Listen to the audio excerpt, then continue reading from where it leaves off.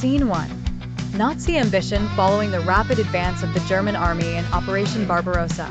Hitler set his sights on Stalingrad, the important industrial city on the Volga River. The city was not just a military target.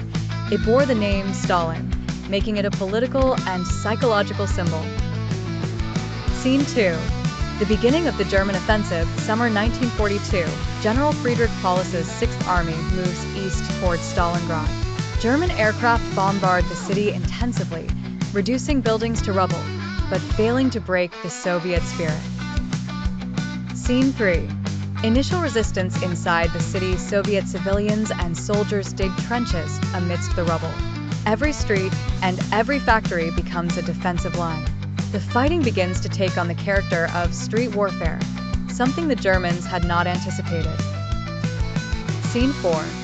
House-to-house battles. The Germans enter the city's neighborhoods, but they encounter fierce resistance. The Soviets, led by General Zhukov, adopt a hold-every-meter strategy. Imminent buildings such as the tractor's factory and Pavlov's house become symbols of steadfastness. Scene 5. Aerial bombardment and total destruction. The Luftwaffe, German Air Force, launches thousands of raids.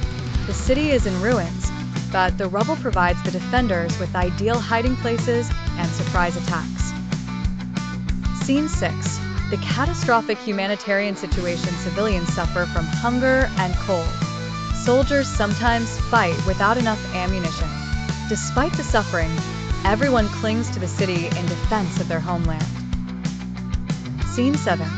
Soviet tactical retreat. The Germans advance slowly, believing they have captured Stalingrad, but the Soviets deliberately retreat to draw the enemy inland. Scene 8. The Soviet encirclement plan, Operation Uranus. In November 1942, the Soviets launch a counterattack against the German flanks. The flanks were vulnerable because they were protected by less well-equipped Romanian and Italian forces. The Soviets succeed in completely encircling the German 6th Army inside Stalingrad.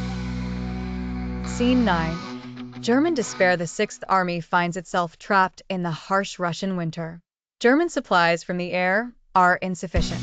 The soldiers suffer from hunger, cold, and disease. Scene 10. Hitler refuses to withdraw. General Paulus requests permission to withdraw to break the encirclement, but Hitler orders him to fight to the last man. The 6th Army becomes slow prey for the Red Army. Scene 11. Collapse and surrender.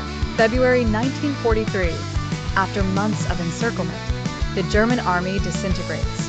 On February 2, 1943, General Paulus surrenders with the remnants of his forces. About 300,000 German soldiers entered the battle, but most were killed or captured. Scene 12. The battle's impact on the war. Stalingrad was a major turning point. After that, the Red Army began its westward advance.